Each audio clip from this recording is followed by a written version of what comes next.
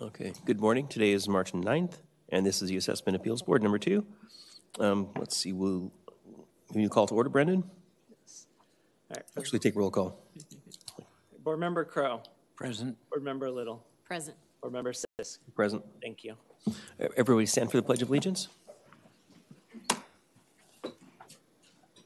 I pledge allegiance to the flag of the United States of America and to the republic which stands, one nation, under God, indivisible, with liberty and justice for all. Please remain standing.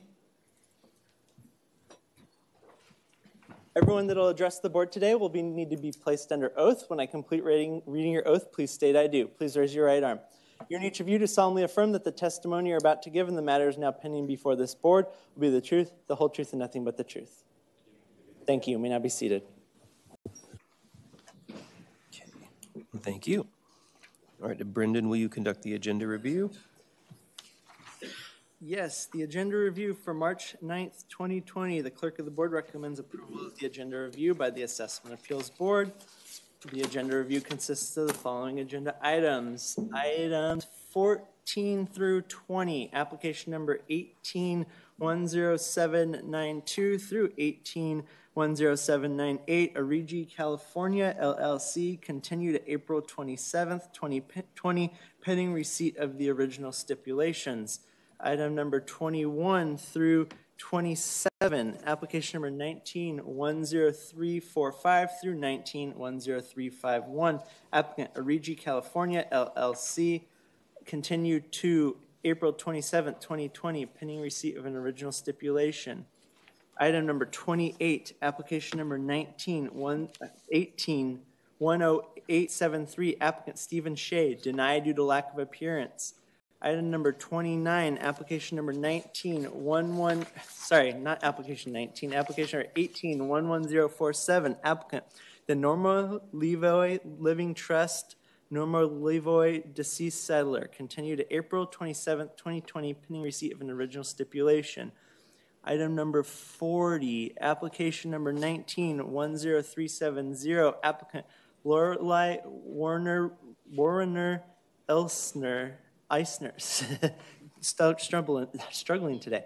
That one is going to be denied due to lack of appearance. Item number 41, application number 1910371, applicant Praxair Distribution Incorporated, removed from the agenda due to the submission of a withdrawal. Item number 42, application number 1910597, applicant Jennifer Darling, denied due to lack of appearance. Item number 43, application number 1910643, applicant Michael Curran, denied due to lack of appearance. Item number 44, application number 1910656, applicant Paula B. Marcraft Trust, denied due to lack of appearance.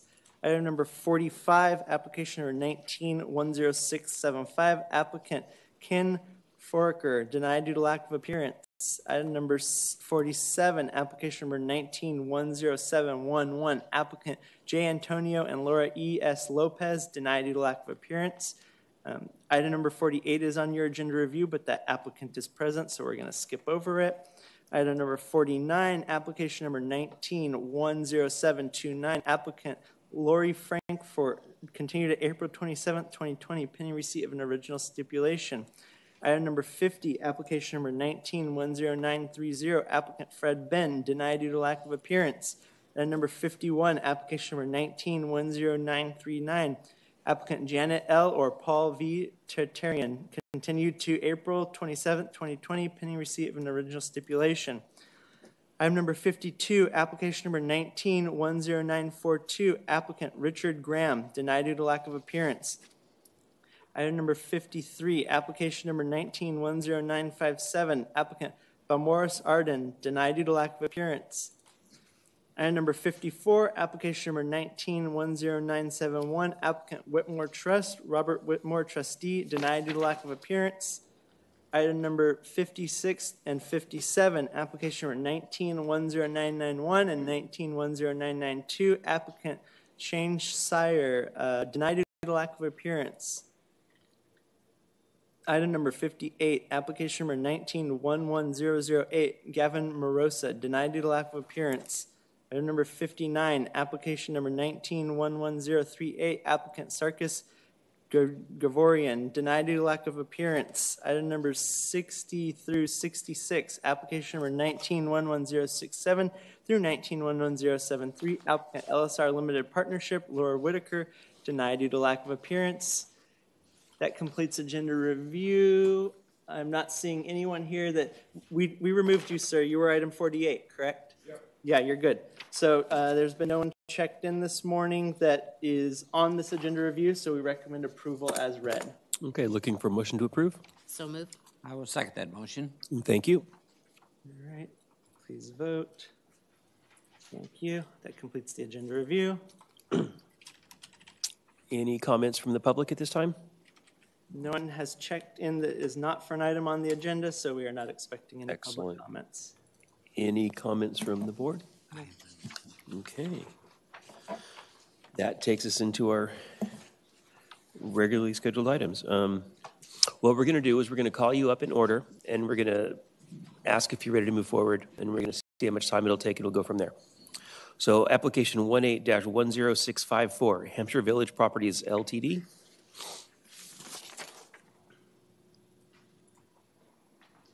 Good morning. Good morning. I'm Judy Coralejo. I work for Mr. Lillard, and he's asked me to come and request a postponement. Okay. He'd like to postpone to June 29. Okay. Assessor's office, any comments? Good morning, Brooke Hill, representing the assessor's office. A continuance is fine. My notes here show that we've only been provided minimal data and that we're still looking for more information from the applicant to be able to work this case. So we would also request a proviso that the data be provided within 30 days of today. Okay. And is June 29th okay? We can make that work. Okay. To clarify, you want the data 30 days from today or 30 days from the 29th? 30 days from today. And at this time, Joe is Mr. Phillips here is the assigned appraiser. If perhaps the two of you could have a discussion after this so he can clarify what data we're looking for. Okay. Okay, so we're looking for a motion to postpone to June 29th with the proviso that the data be provided within 30 days of today. So moved. I will second that motion. Thank you. Thank you. Thank you very much. All right, please vote. And for the record, a waiver of the 2-year period, which is set to expire, has been signed and submitted by the applicant, so we are okay to reschedule, and that passes. Okay. Application 18-10762, MKRP 400 National Way. Yes. And item 10, application number 19-10550 is for the same applicant for an additional year, Okay. so we recommend handling both together. Okay, perfect. Good morning. Richard Hanna with Ryan, representing the applicant. This property is under escrow currently, and I believe the assessor is in agreement that we should continue this until such time that the property closes and we have that recorded document to move forward with. Okay, assessor's office? We agree. Okay.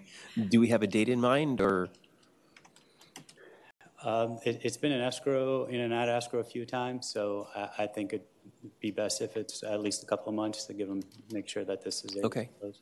Do we have a date in mind, June 29th, or is there a later date? I would think June 29th at the earliest, just because these things can take time. Right. That would probably be the earliest I would suggest. Otherwise, we could wait till October just to make sure that escrow closes. October is fine. Do we have a date in October, Brendan? Yes, and for the benefit of everyone in the audience, I've placed the board's next few hearing dates on the board. We have October 5th available. And remind the board, this is a 2018 case, so it is older, but a waiver of the 2-year period has been submitted. So you should take extra caution when continuing such an old case. But we do have October 5th available if that's what the board wants to do. Okay, is that? Yeah. Okay. Any data exchange? Well, it'll solve itself, won't it? I think it's going to solve itself.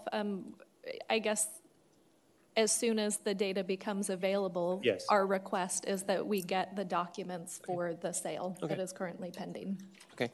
Looking for a motion to postpone to October 5th with the proviso that the recording information be provided to the assessor's office as soon as it's available. So moved. I will second that motion. Thank you. Thank you. And stay up there, Yep. actually. Next one, 19-10550. Oh, sorry. So the board's motion did cover that as well. We are hearing items 9 and 10 together. Okay. But the next few items also, the applicant, so item 11, 12, and Okay. 13. Okay, all right. So application 18-10791.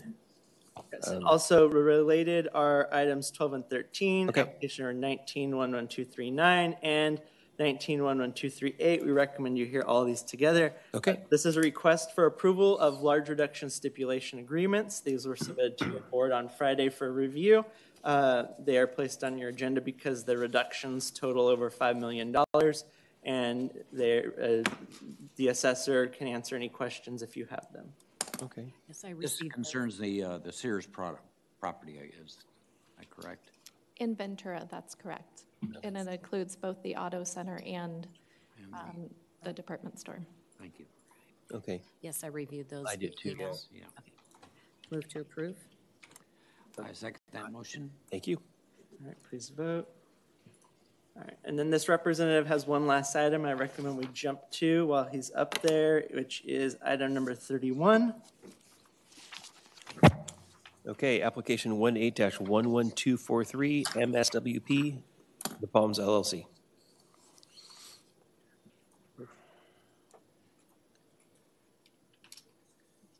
Rich Hanna with Ryan representing the applicant. In this case, I believe the assessor's in agreement with a continuance. They want to tour the property, which we'll set up, and we'll also provide with a little bit more information that they have requested. Okay. Assessor's office, any comments? I don't believe we've received any data for this case yet. I believe this is the shopping center, the old outlets in Oxnard. Correct. So there's a substantial amount of data, like rent rolls and things like that, that we would be requesting on this. Okay. And I also want to clarify that valuation is now the only issue at hand. There was an indication on the application that you had an exemption issue, which I don't believe this board can hear, but I believe that's been resolved. Is that correct? I'm unaware of that. Okay. So I don't. So on the valuation issue, we would request a proviso that the data be provided within 30 days of today. Okay. And do we have a date in mind to postpone to? We should be able to get you the information within 30 days, so I don't know. So does June 29th work? I believe that's acceptable, yes. Okay. Looking for a motion to postpone to June 29th with the proviso that the data be provided within 30 days of today. So moved. I will second that motion. Thank you. Thank you. Thank you. All right, vote. That passes. All right, takes us back one to item 30. Okay. We didn't go that much out of order. All right. Application 18-11238, LGP Hillcrest. Good morning. Good morning. Tim Threadgill from Property Tax Resources, representing the applicant. We're requesting to continue this to a later date. Property is currently in escrow, expected to close within the next 30 to 60 days. Okay. I would say probably closer to 30. Okay. Assessor's office. So like the case before, in this case, we would request that the data for that transfer be provided as soon as it's available, and to allow time for that transfer to take place and close escrow and everything. I think the assessor would prefer October 5th. Yeah, that day works with us. Okay. Looking for a motion to postpone to October 5th with the proviso that the recording information be provided to the assessor's office as soon as it's available. So All right. moved. I will second that motion. Thank you. Thank you. For the record, a waiver of the 2-year period is on file for this case, which was filed in 2018. Please vote. Thank you. Okay, application 18-11307, Huang Incorporated. A stipulation was submitted to the board this morning for review and passed around. If your board has had a chance to review, we recommend the stipulation be approved. I Reviewed read it. it. Yep. Yeah, move to approve. Okay, I'll second that motion. thank you. All right, please vote. Thank you. Okay, application 19-10012, Ventura Oaks Capital LLC. Good morning, Alan Abrams appearing on behalf of the applicants. And are you prepared to move forward today? Sorry, Your Honor. Are you prepared to move forward Yes. today? Okay. About how long will your presentation take? About 15 minutes, I would say, or less. I was informed, though, that the assessor would like to continue it, which is fine with me. Okay. In the assessor's office? The assessor is not prepared to move forward today. Mr. Courier was in discussions with the applicant, and they had discussed a stipulation that they were going to check on and never got back to us. We thought they lost interest in this case. So we will need time if they would like to pursue it and are not accepting that stipulation. We would need time to prepare a case. Okay. I don't know, did we need data? We have all the data we need. Okay. So do we have a date to postpone to?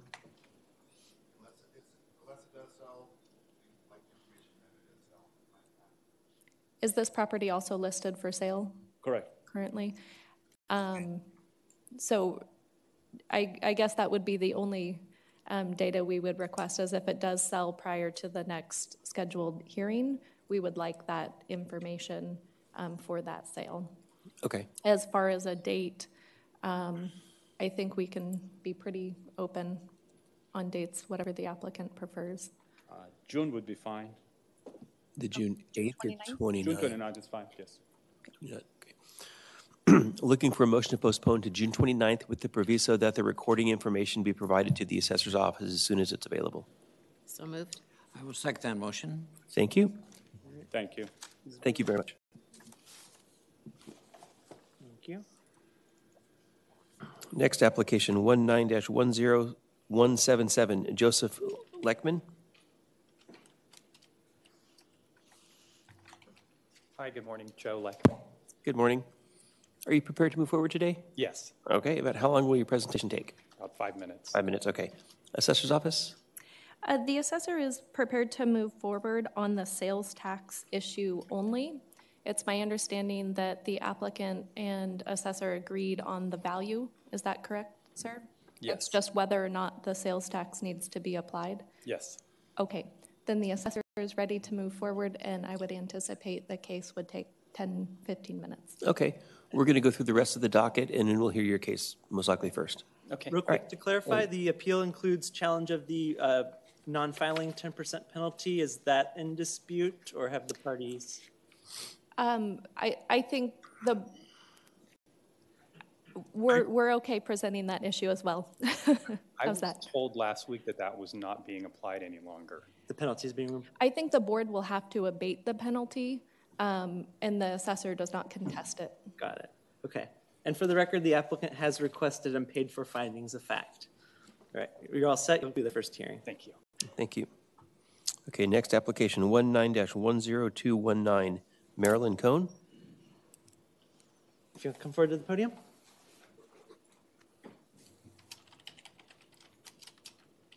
Good morning. Can you state your name for the record? Hello? Hello, can you state your name for the record? Marilyn Cohn. Okay, and are you prepared to move forward today? Yes, I am. Okay, and about how long will your presentation take? I really don't know. I haven't timed it. Okay. Okay, assessor's office. Are you prepared to move forward? The assessor is prepared to move forward. Our case should take maybe 15 minutes. Okay. Do you have 6 copies of information for us? Okay, great. We'll go through the rest of the docket, and we'll come back, and we'll probably hear your case second.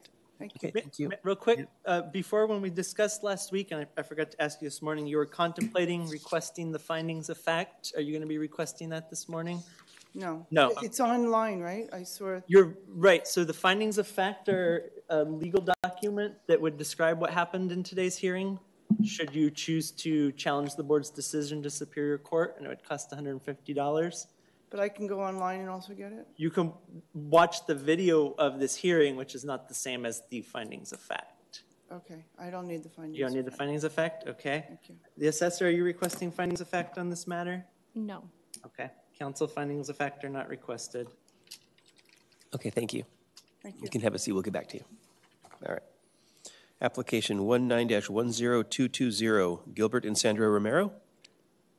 I think, and this is for item 36 and 37, I think I may have accidentally caused some confusion with the applicant. They did check in this morning and indicated they're ready to go forward and gave me the payment for findings of fact.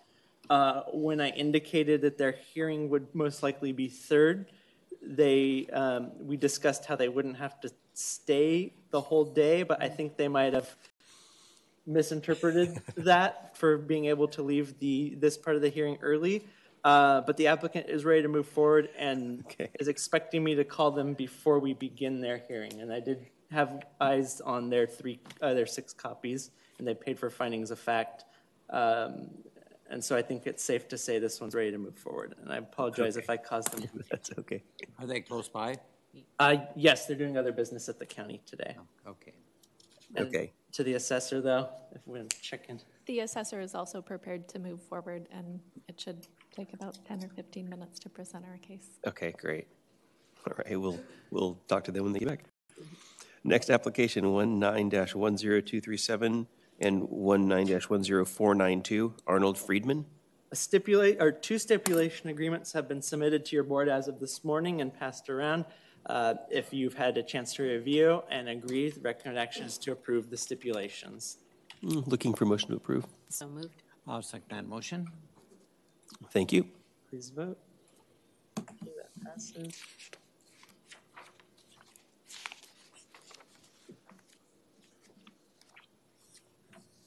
Okay. Item 46, application 19-10697, Kenneth Aslan. An original stipulation was submitted to your board this morning. If you've had a chance to review, the recommended action is to approve. Okay. Yes, received. Okay, looking for a motion to approve. So moved. I'll second that motion. Thank you. Please vote. Thank you. Application number 19-10972, Christopher Gankus. Please come forward to the podium, sir.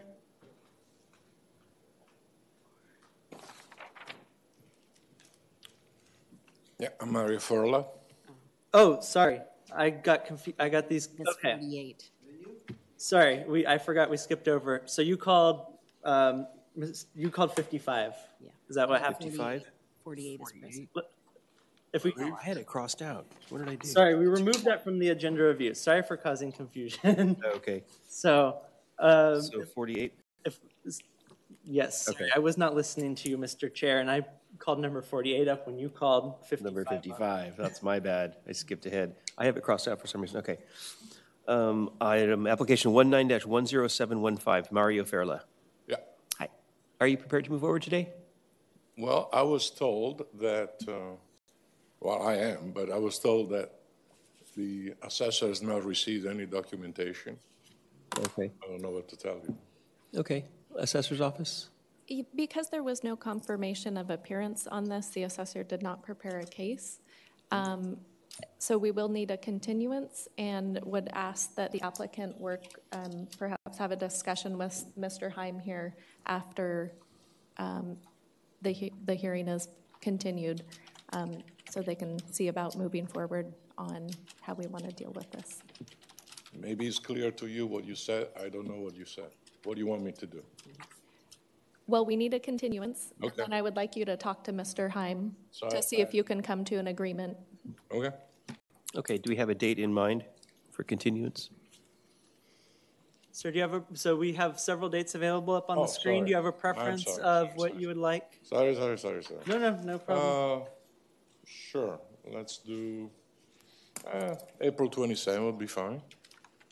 That's fine with the assessor. Is that okay? Okay, well, looking for a motion to postpone until April 27th with the proviso that the data be provided to the assessor's office within 30 days of today? Perfect. So now I need to moved. see this guy, whoever. Yes. I'll second that motion. Thank you. Thank you. Thank you very much. All right. All right, here we go. 19-10972, Christopher Gankus. Good morning. Good morning. Are you prepared to move forward today? Negative. Okay. Yeah, I guess I didn't properly inform early enough, so I'm here just to ask for a continuance. Okay. Assessor's Office? The assessor is not prepared to move forward because there was no confirmation of appearance. And I'm trying to look up to see who this is It's a assigned to, but we will need a continuance. It's a boat. Brooke, it's a boat. Oh, it's a vote. It must be Mr. McCants back here then. Thank you.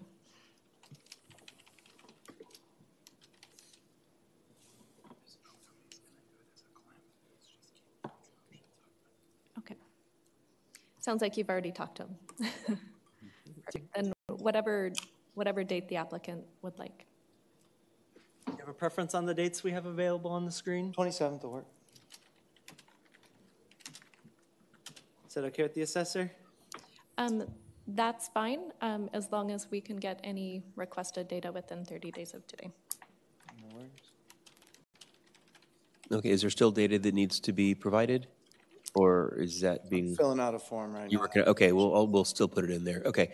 Looking for a motion to postpone to April 27th with the proviso that data be provided to the assessor's office within 30 days of today. So moved. I will second that motion. Thank you. All right, thank you very much. Please vote.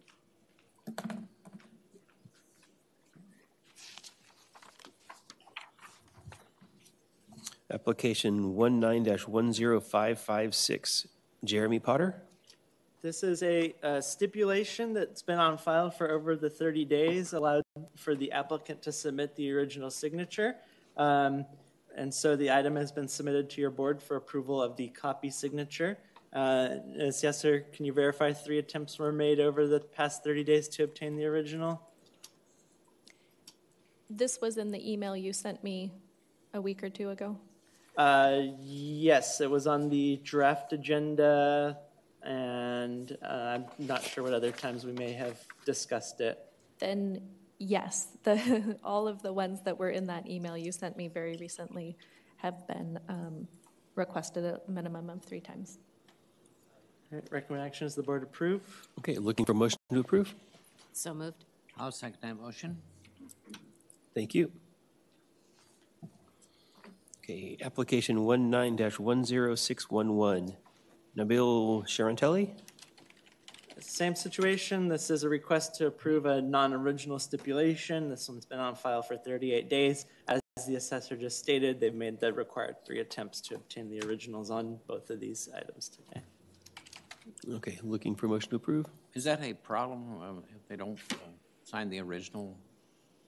I believe the assessor has to do a lot of work to get the originals. People want to email them, but the current policy passed down by the Board of Supervisors is that your board has to have an original signature unless the assessor's office makes 3 attempts within 30 days to obtain the originals. So until the policy is revised, that is how it is. The copy is generally sufficient to approve a reduction, and they look almost original. Everyone's emailing them these days, so it's a problem that we get around by having this agenda item. Okay. Move to approve. I'll second that motion. Thank you.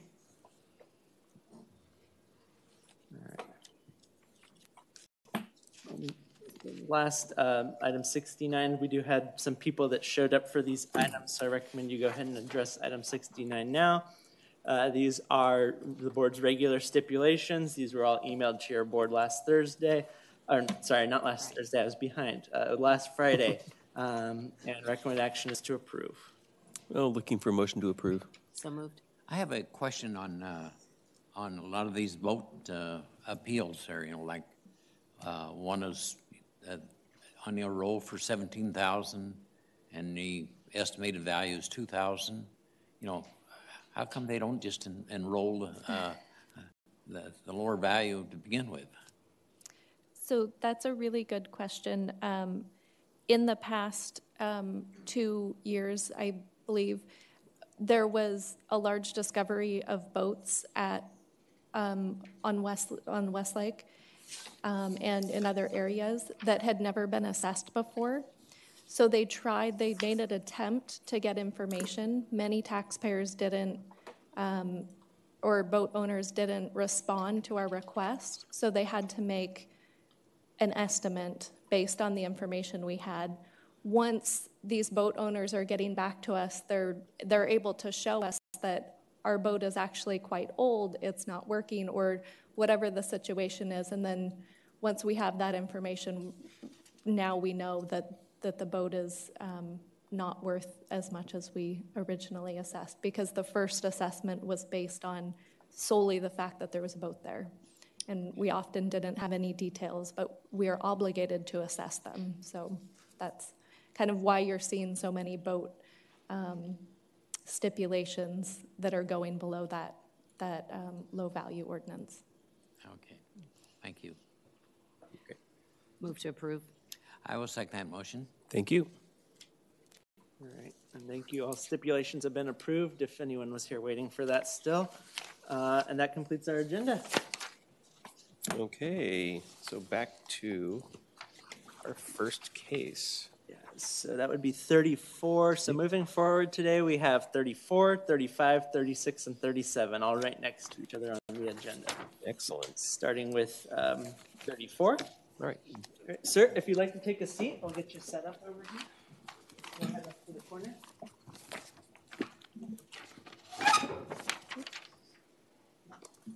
So I'm comfortable in the middle or the edge, and it's easiest to see everybody's faces.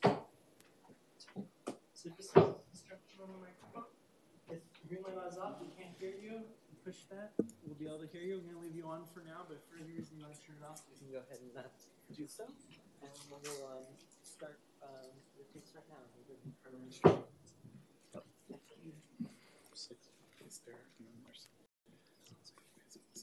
Okay. And let me hand out copies of the application.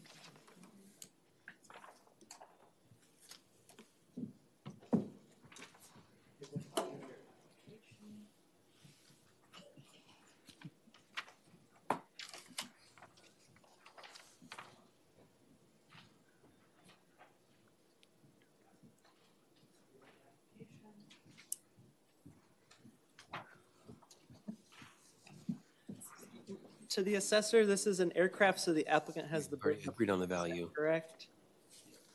Okay. To the board, did you want the applicant to just get into their case at this point? Could we have an overview? So the applicant originally applied for a value, a penalty, and a sales tax. We've come to agreement on the value, and we determined that there was a clerical error as to which code sections should apply to the penalty, and it was applied in error, so we ask your board to abate the penalty to the applicant. And so the only remaining issue is whether sales tax should be used in the value of the aircraft. Sales tax, okay. And then, so who has the burden of proof? The applicant? Okay. All right, so you have the burden of proof, so you'll get to present your side first. Then they'll go second, and then they'll do closing arguments first, and you'll do your closing arguments last. So whenever you're ready. I'm ready. So I'm Joe Leckman. I'm the owner of the aircraft. It's a 1982 Cessna. I bought it in Europe for 135,000 euros. There was no sales tax because it was bought in Europe. I flew it home. There's no use taxes on it either because it's used in interstate business. So I paid 135,000 euros, which translates to about 155,000 US dollars.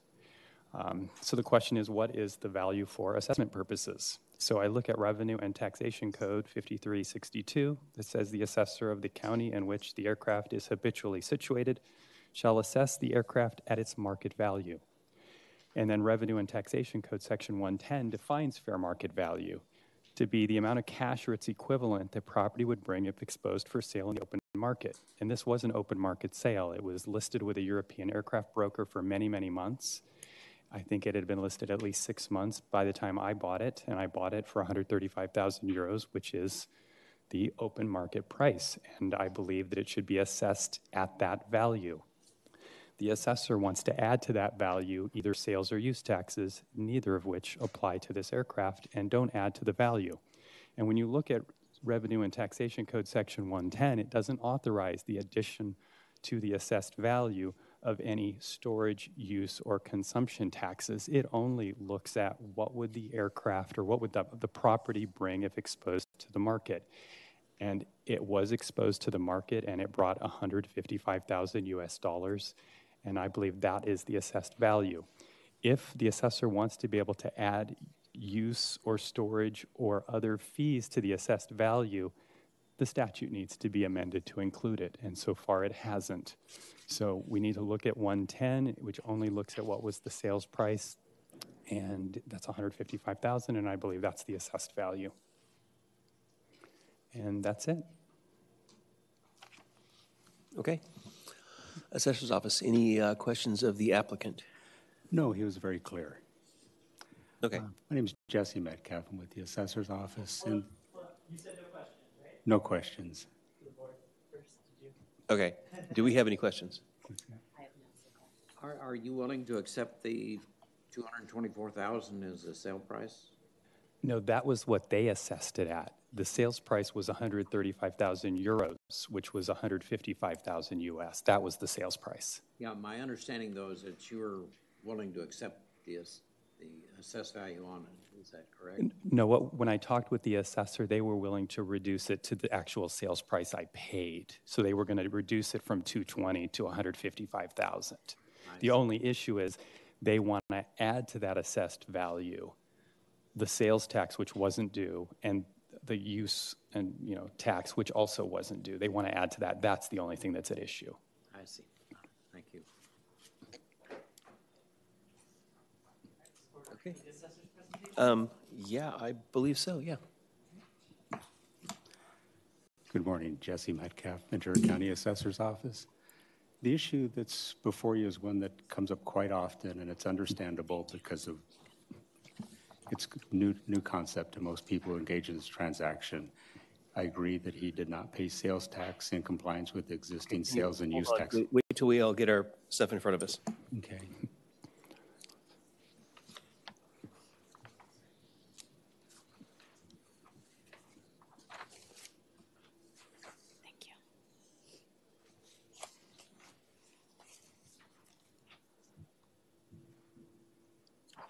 Okay, are we all ready? Okay, we're ready for you to proceed. Okay. So his statements were generally correct that he had an open market transaction and he paid the fair market value as defined by by R&T Code Section 110. What the issue is a trade level adjustment. So he recited R10, 110, which was very correct, but pursuant to Property Tax Rule 10, taxable property shall be valued at the amount of cash or equivalent which property would transfer to a consumer of like property at the same trade level if exposed to sale at the open market. The cost shall include costs typically incurred in bringing the property to a finished state, including sales or use tax. Full economic cost includes the cost typically incurred, including sales or use tax. And if it was a house or something, it'd be entrepreneurial services such as appropriate allowances for trade, quantity, and cash discounts. The Assessor's Handbook, age 577, General Aircraft, Chapter 3, page 15, and it's an attachment to your package, states that the general rule in determining market values where price is the basis of value, sales or use tax, freight, and installation costs are elements of value that should be included in the estimate of market value. The statement is based on and supported by Xerox Corporation versus Orange County, 1977. And the full text in age 47 in the little handout that's highlighted in yellow says that in the first paragraph at the bottom, highlighted in yellow, the general rule in determining market value is that where price is the basis of value, and we've accepted as sales price, sales or use tax, freight, and installation are costs are elements of the value that should be included as an estimate of market value. So this is an adjustment that's made for all types of personal property. It's made for business personal property, it's made for boats, and it's made for aircraft. It's not really, we're not assessing them sales or use tax. It's a component of the cost at the consumer level. So everybody in the general market, with the exception of those that are legally excluded for sales and use tax. So for example, if the gentleman bought his out of state and then used it in conjunction with business activities in the first months of operation, I believe it's more than 50% in the first 6 months. So that legally allowed him to avoid the payment of sales or use tax to the Franchise Tax Board. But for assessment purposes at the consumer level, the general population is going to need to pay sales tax. So to equalize him with other members of that trade level, we had a component that was equivalent to what sales or use tax would have been had it been paid.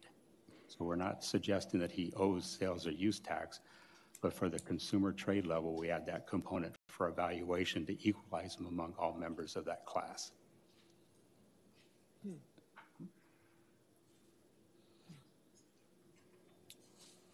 Okay, does that conclude your presentation? Yes. Okay. Do you have any questions of the assessor's presentation? No questions, just sort of a counter argument to it. Okay, well, you'll have time for that later, yeah.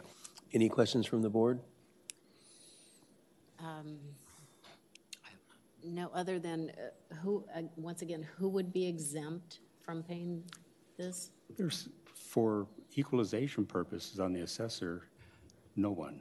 No. We would assess business personal property that transfers without sales or use tax with a component equivalent to what sales or use tax would have been. We assess boats. For example, a boat can legally be purchased without paying sales or use tax if the transaction occurs more than 3 miles offshore, is taken to another country such as Mexico for a year, and then brought back into the state to, say, home port in Channel Islands Harbor. They would not be under an obligation to pay Franchise Tax Board. But for equalization purpose, for our assessment role at the consumer trade level, we would impute an amount equivalent to what sales tax would have been at the assessment date. Okay, so it's just an equalizer. Switching back to an example of a real estate transaction, if somebody used a broker and paid a commission versus somebody that bought it from a relative, there would be an equalization that would apply there. Not my area of specialty, but I would presume it would be somewhat like that, yes. Okay, thank you. Okay. I don't have any questions. Okay, so now it would be time, I guess, for you guys to make your closing arguments. Well, our argument is that we're required to comply with the Revenue and Taxation Code, and so the assessor administers that promulgated by the Board of Equalization. The legislature sets Revenue and Taxation 110. They clarify it with Rule 10. The handbook H 577 gives the assessor direction, and it requires that we do that. It happens at all classes. We get a regular amount of business aircraft, some of them of quite high value, and that are used for business and are properly excluded from sales or use tax. And again, it's a very substantial amount, but because of the Franchise Tax Board rules, they don't pay that out of pocket. But for equalization purposes, we must add a component equivalent to what that would have been had it been paid, so that everybody at the same trade level is treated fairly and consistently. That's my argument. Okay, thank you. All right, it is your time to say your closing argument. This is all about Revenue and Taxation Code Section 110, which provides a statutory construction and definition of full cash value or fair market value. And it looks to what was paid between the buyer and the seller. If there are extra use fees or consumption fees or storage fees or taxes that are paid to a governmental entity, the legislature didn't choose to include those in their definition. And the reality is those taxes and fees for using or consuming it don't add value. Those are expenses. Those are costs. When I go to sell the aircraft, I can't recover those fees. They don't add value. In Europe, actually, they have a value-added tax Once that's paid, future people don't pay it again. So you could possibly add a value-added tax in Europe. But here, a sales tax is an expense, it's paid, and it doesn't add to the value. And this isn't a tax that was ever applicable for my transaction. They want to tax me on a theoretical tax that never applied to this. There was no sales tax due, there was no use tax due, and Cessna 340s are often, they're really business aircraft. Very few people pay sales or use taxes because they're used in business, and business aircraft and interstate business are exempt. So to tax me on a tax that was never due and payable and not authorized by the statutory definition of fair market value is an error. I should be assessed at my purchase price of $155,000. Okay, we have any questions or comments? No. Nope, okay. We will, we'll consider this behind closed doors. We'll have our decision later today. And we'll inform Brandon of our decision, and he will let you inform both of you of our decision. Okay. Thank you. Do we want to hear the next one now? And then we might have a break to go in back and talk about these first two before our 11:30 shows up. Sound good? Yeah, if that's what your board wants to do, then while you're having deliberations, I can let the last case show up. Yeah, does that sound good? Yeah, that's fine. All right, can we take a brief 5-minute Yes. recess while we transition? Yep. All right.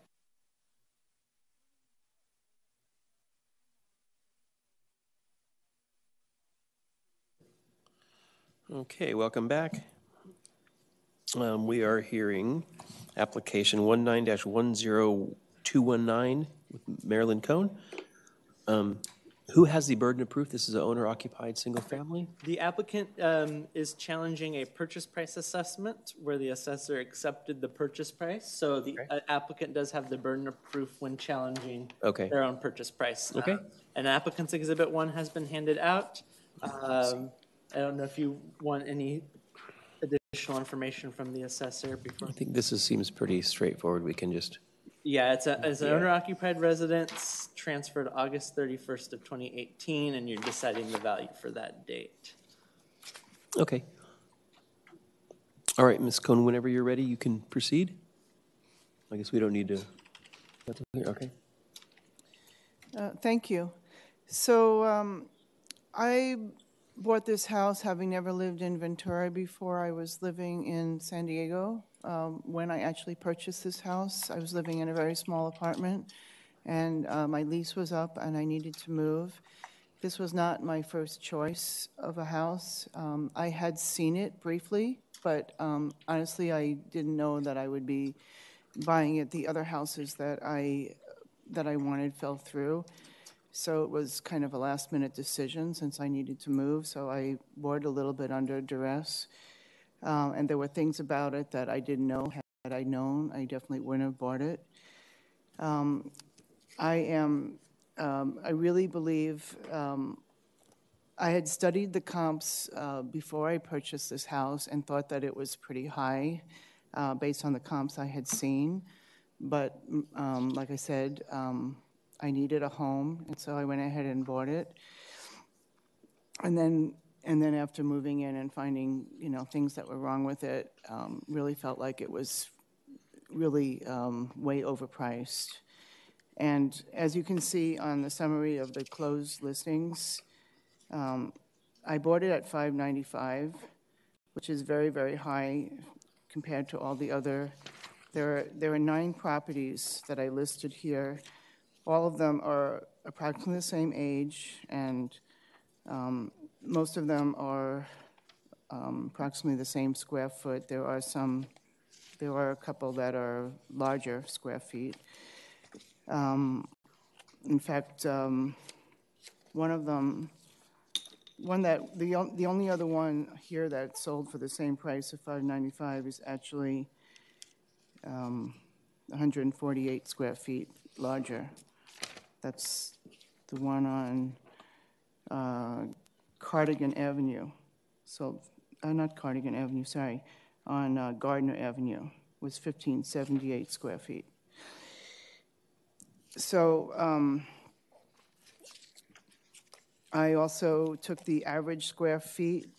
You can see at the bottom of the summary, the average was 1430 times 383.89 comes to 548,962.70, which I think is a fair price for my house to have been assessed for, being that's the average price. And so I also, one of the reasons why I wanted a house was not just for a place for myself to live, but I all along had planned on renting out part of the house. So, because it was a 4-bedroom house and I had plenty of room to rent, but I needed the second bathroom for a renter to be able to use.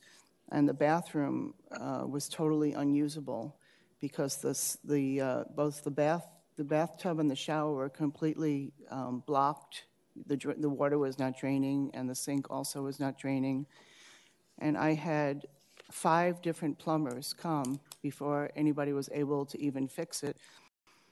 So I wasn't able to rent it out for 8 months: September, October, November, December, January, February, March, April. All those months I was dealing with 5 different plumbers. The several plumbers just, tried to go directly from the bathtub, go down, and they couldn't find, they said the P-trap was stuck, they couldn't do anything about it.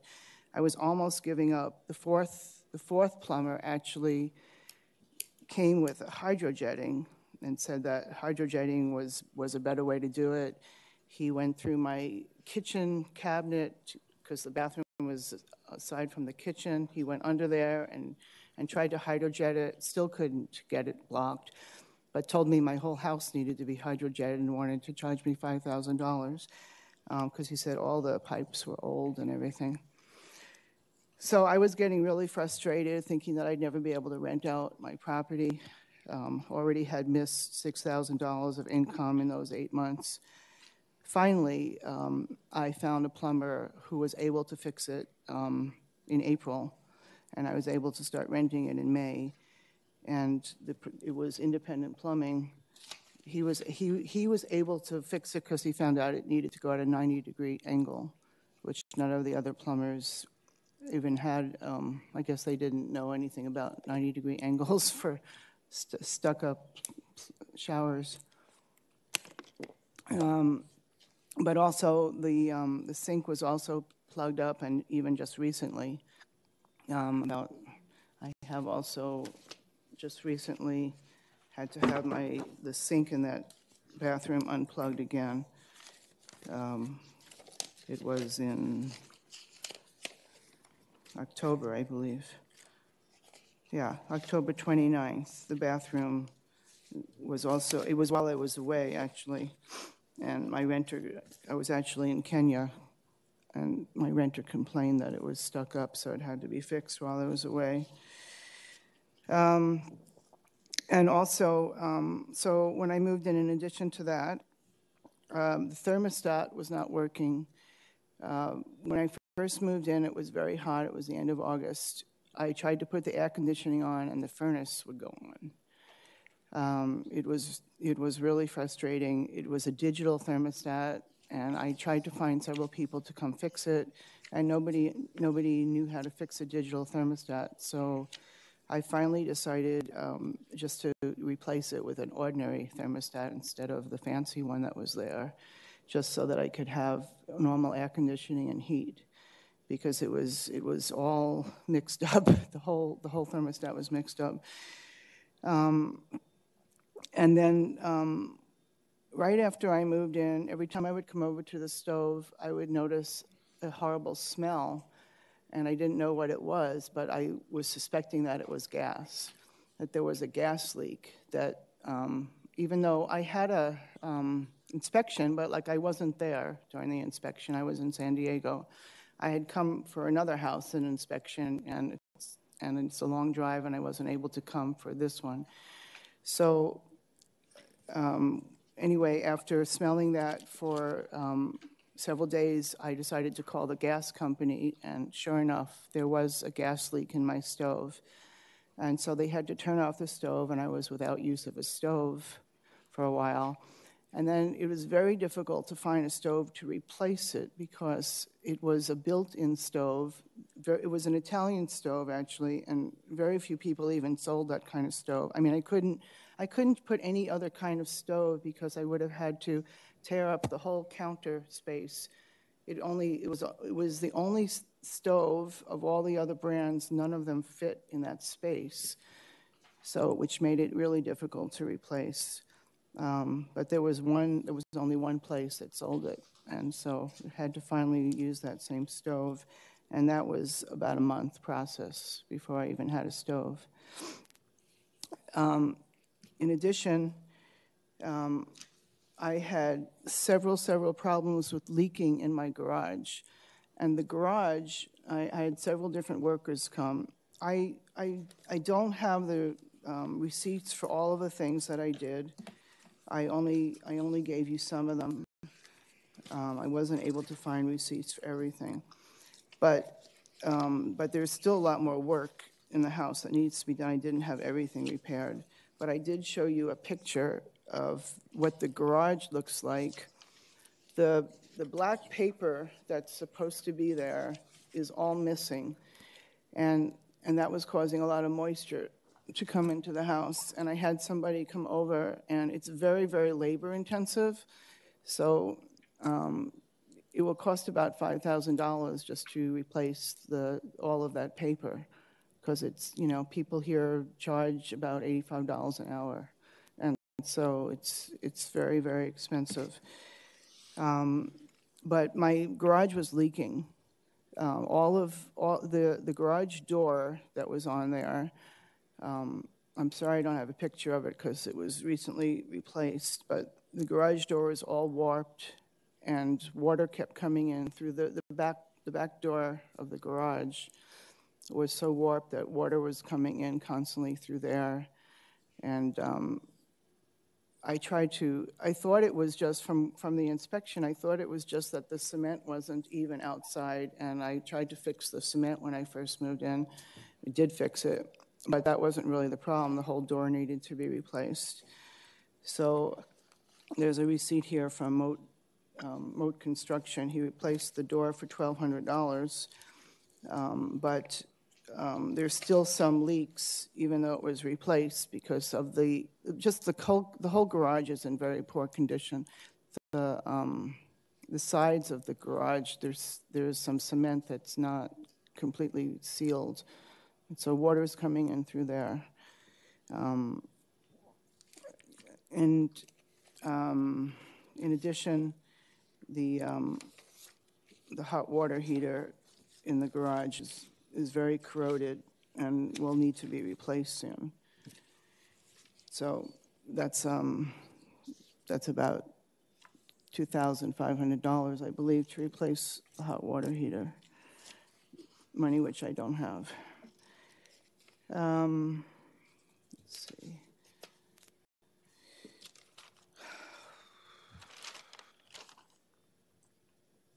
Also, when I moved in, there were no blinds, which I was not aware of. I just assumed that a house would come with blinds or curtains because every other house, this is the third house I've owned, all the houses I've owned always came with some kind of curtains, blinds. It made it very difficult for me to sleep, even because there was no blinds in my bedroom, so I had to get temporary ones when I first moved in. And I was not aware of that, and I did spend about $1,000 for the 3 bedrooms, for all the bedrooms, because there were no blinds in any of the bedrooms.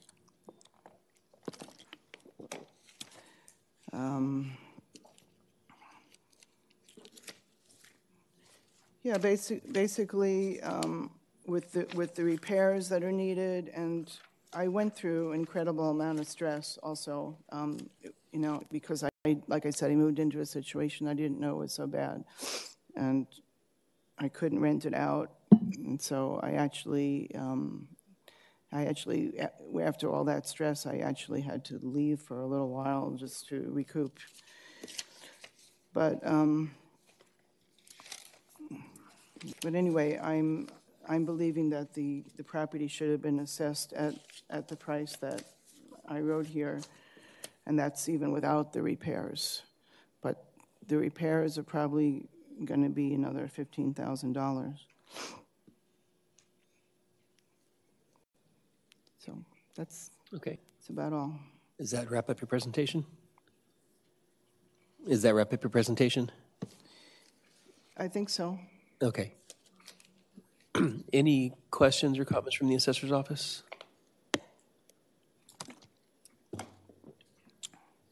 Caleb Heim for the assessor. Just a few questions. With regard to the water heater, was that in your inspection at all? The water heater? Yeah. Like I said, I wasn't at the inspection. Right. I guess my question is, was any mention of that made in your inspection report? I don't remember it being, no. Okay. And then just a couple of other questions. So the house was listed, is that right? Yes. And you bought it through a broker? Yes. And you were looking for some period of time? Yes. Yeah, an amount of time. I think that's it. No further questions from the assessor. Okay, any questions from the board? You did have a home inspector go through the home before you bought it? Yes, but I was not present, only my realtor was present. Okay. But I don't believe he did a very thorough job. He didn't even find the gas leak in the stove. I really don't believe he did a thorough job at all. He didn't tell me about some of these problems. He didn't tell me about the garage. You know, he had inspected another house and told me it wasn't good to buy. You know, the roof was too old, and so that's why I didn't get my first choice. And but he didn't tell me some of the problems with this house. Okay, and did he mention the plumbing? First of all, did they give you a report, like a binder with the results of the home inspection? A large report? I got a report online, yeah. Okay. He did tell me there was a slow.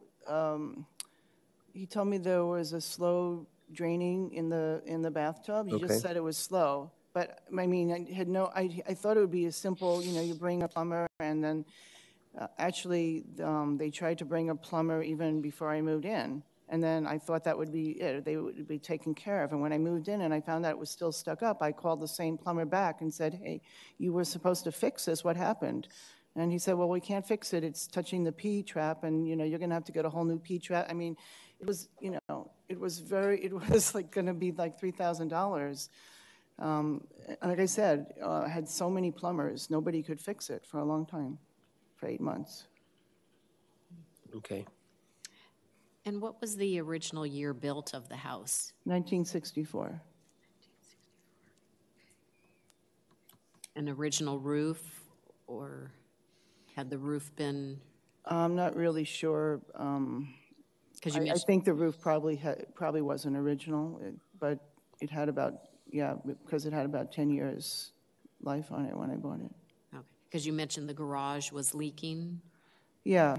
Not from the roof. Oh, okay. From the back door, that was very corroded and old, and also the cement. There's a walkway behind the garage, and the cement was not even, so water was coming in because of that, and because the whole garage was made out of wood. It was not like most people have metal garages doors, which I replaced it with a metal one, so that it was all corroded. So water was coming in there. And yeah. And the list price on your house when it was on the market was $609,900. Right. Okay.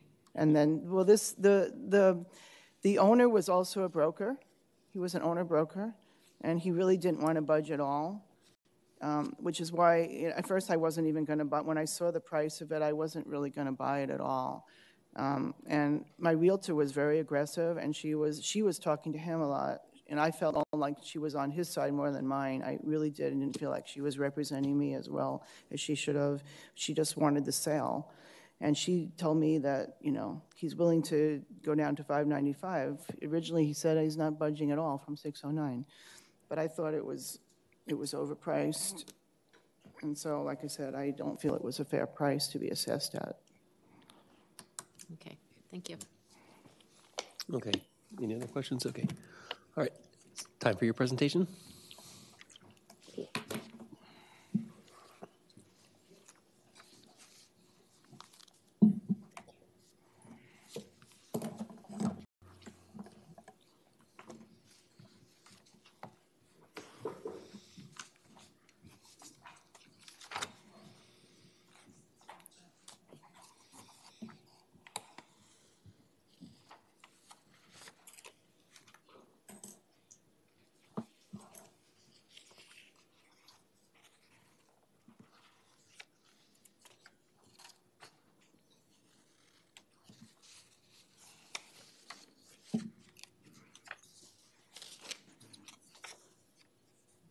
Whenever you're ready.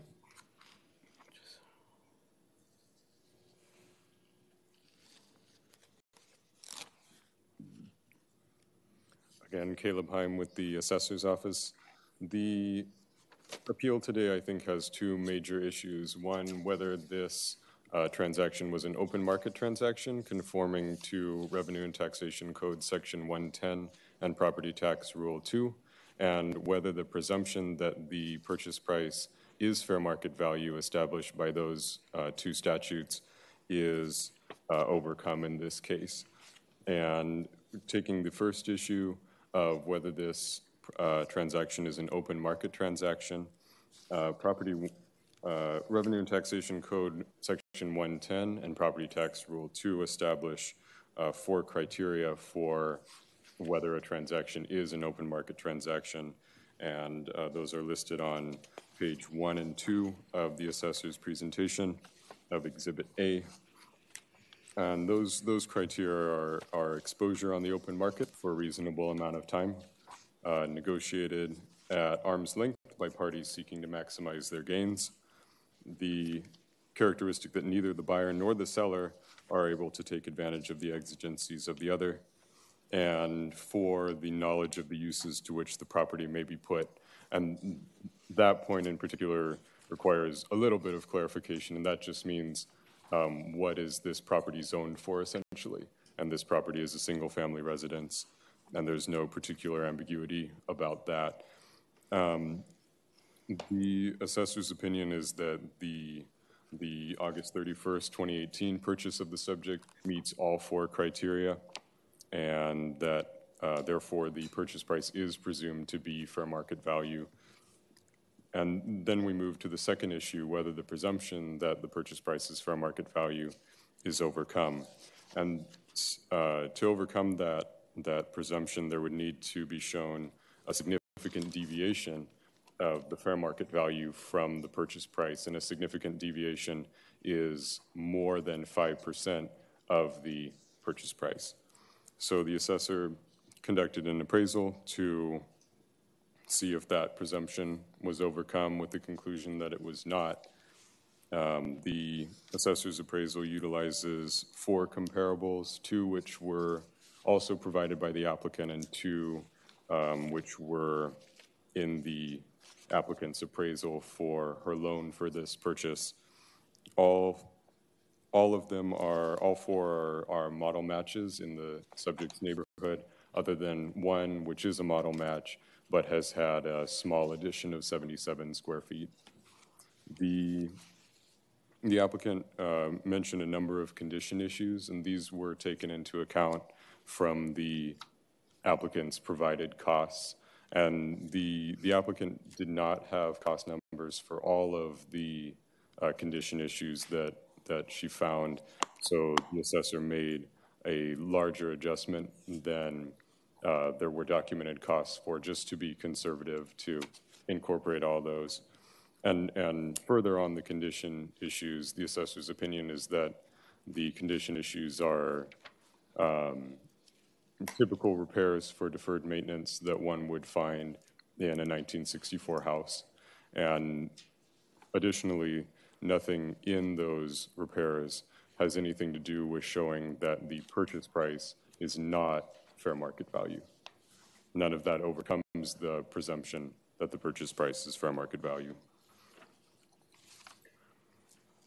So the assessor's opinion is that as of August 31st, 2018, the value in exchange of $595,000 is the fair market value based on the satisfaction of the conditions in Revenue and Taxation Code 110 and Property Tax Rule 2, and that the assessor asked the Assessment Appeals Board to sustain the factored base year value of $595,000 as the January 1st, 2019 value.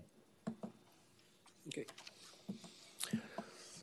Any questions of the assessor's office presentation? I actually had a very difficult time understanding him. I didn't know what were you talking about, overcome? I didn't understand what you said. So when a property sells in an open market transaction, it's that purchase price is presumed to be fair market value, and it would need to be shown by a preponderance of evidence that is comparable sales and an appraisal such as the one we did, that the fair market value is different from the purchase price by more than 5% of the purchase price. And that is not what the data show. So the presumption that the purchase price is fair market value is not overcome. And that's why we enrolled your purchase price as fair market value as of your purchase date.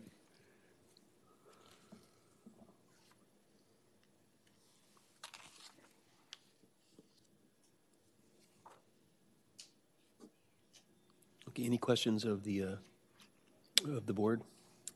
Yes, quick question on your comp number 1 on Winford.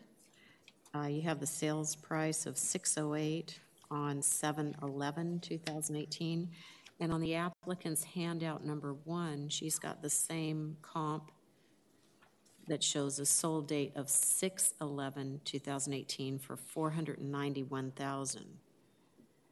Was that a flip or something? It did look to be, to some extent, a flip. The condition of that comparable in June was not able to be determined by the assessor, as it did not have any information about that in its listing. When we looked at the July sale of that comparable, it did look like it had been fixed up, and compared to the subject, it looked to be in much the same condition in that sale as the subject.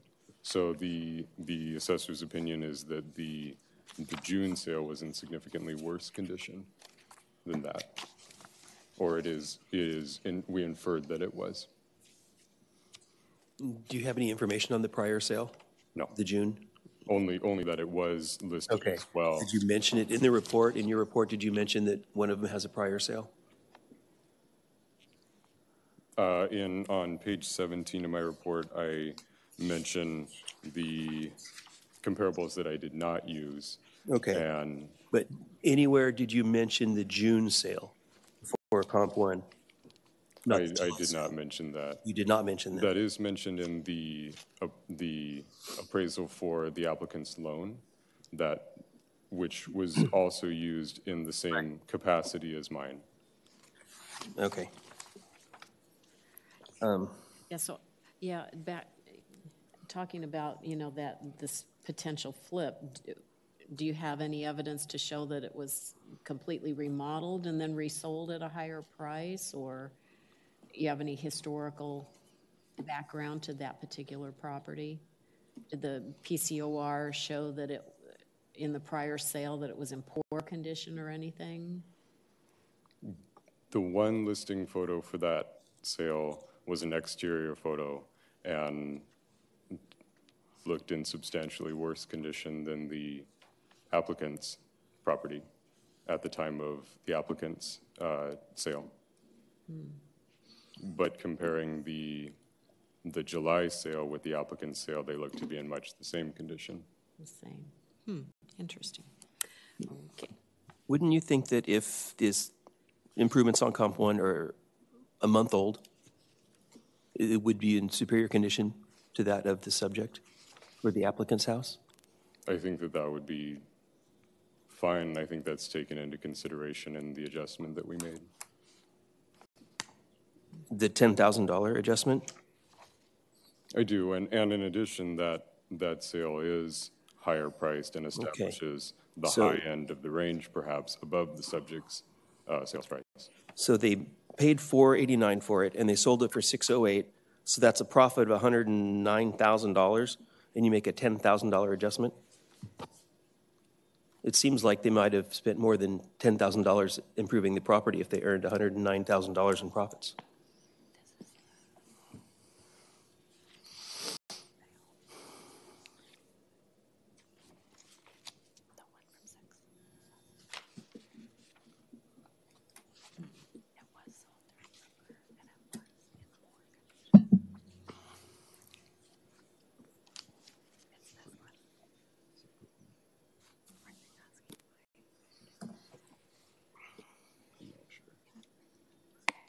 So the prior transaction was in poor condition per the PCOR.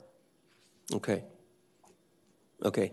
USPAP requires that we disclose any prior sales of subjects and analyze the transaction. The assessor is not bound by USPAP. The assessor is bound by the Revenue and Taxation Code.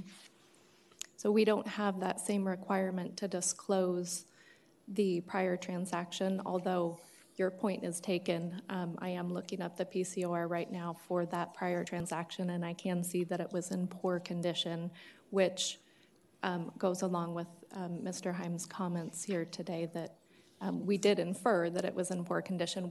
I can see that we received this late, and so perhaps those notes weren't in for that transfer, but I do see now that the first transfer of that property was in poor condition. The next one, they checked average, but as Mr. Heim testified, the second transaction looked like the photos that he saw were much more similar to the subject property.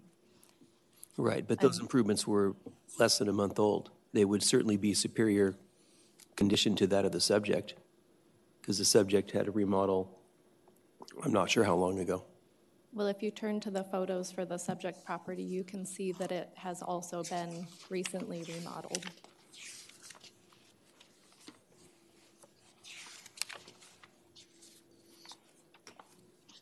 I'm assuming that the photos you inspected on your comp number 1, that was probably from the MLS listing sheet? That's correct. Okay. To mention as well, the photos from the site inspection that I did of the subject substantially matched those of the MLS listing for that for the August sale, if that's helpful. Okay. And then your comp number 2, had that one been remodeled? Any information on that one? I didn't see any particular information or to back up, that one was in substantially the same condition as the subject as well. Is that the question? Yes. Okay, yes. Okay, and comp number 3, you mentioned it had a small addition to it? Had that been updated and remodeled? It did not look, it all looked to be in the same condition as the subject as well. Okay. Okay, thank you. And then comp 4 sold fairly low at 530, and you have the same $10,000 adjustment in there. Would you think that the sale at 530 and 608 would be similar enough condition, given they're the same size, that only a $10,000 adjustment compensates for the difference in the two? I wasn't sure why that one sold for so much lower. I don't think it was the condition, only because there wasn't a substantial difference between the two. I included that one as well and made the same adjustment because we were adjusting, number 1, for the difference between the subject and the comparables, and the range is perhaps fairly high in that neighborhood. Okay, and then I see there's across the board adjustments. You have a $10,000 adjustment on every single comp.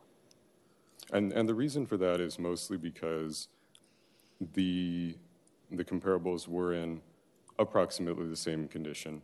They were about the same, I thought, as the subject. And the repairs to the subject are, in our opinion, typical. And so we made a small adjustment to take account for whatever there might be. But our opinion is not that that the subject is in substantially worse and demonstrably worse condition than the comparables. We're just saying if there is some amount of deferred maintenance there that isn't present in the comparables, we made this adjustment to take account of that. Okay. Typically, in the appraisal process, it's best to find a comparable that doesn't need an across-the-board adjustment. You know, something similar condition, because all of your comps are superior, you're saying, but yet one of them sold. Can I clarify? $70,000 below the subject. So I'm just. Just to clarify, the adjustment is just there if they are in fact superior. It's not our opinion that they definitely are. It's our opinion that the applicant provided a number of repairs that she had done, and we wanted to take account of that.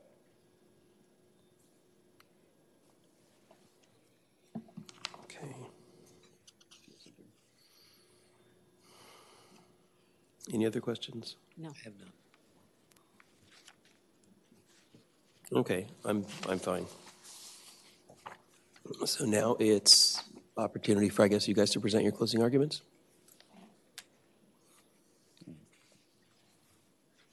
Once again, I think the assessor's opinion is simply that the sales price does reflect fair market value. The applicant had the opportunity to inspect the property herself, to see what problems it might have had. The sales price was negotiated down from a higher sales price of about $610,000, $900,000 to $595,000.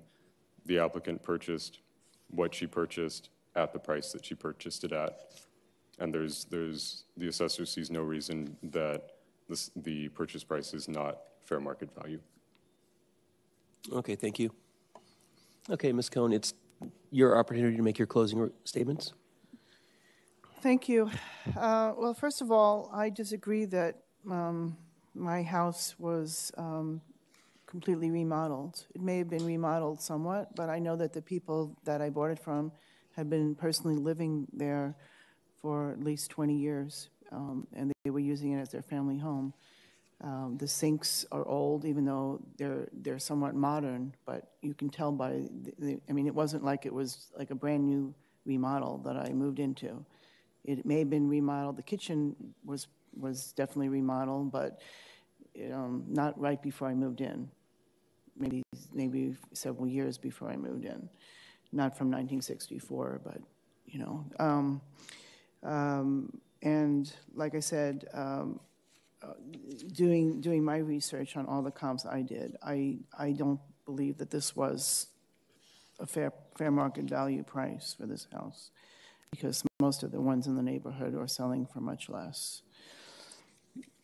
And also, in addition to that, like I said, I was unable to rent out my house because of the conditions that were in it. And eventually, I would want to rent it out, the entire house also.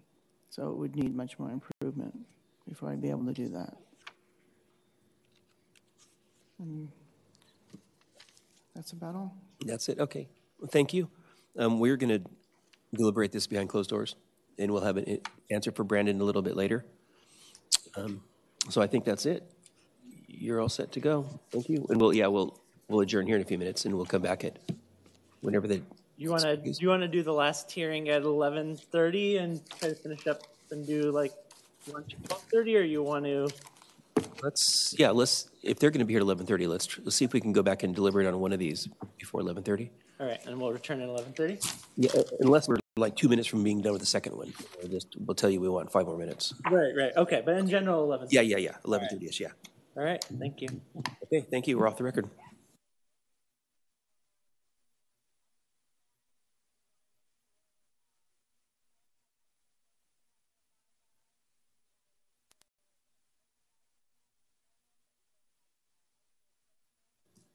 Okay, welcome back. We are here to hear our third case.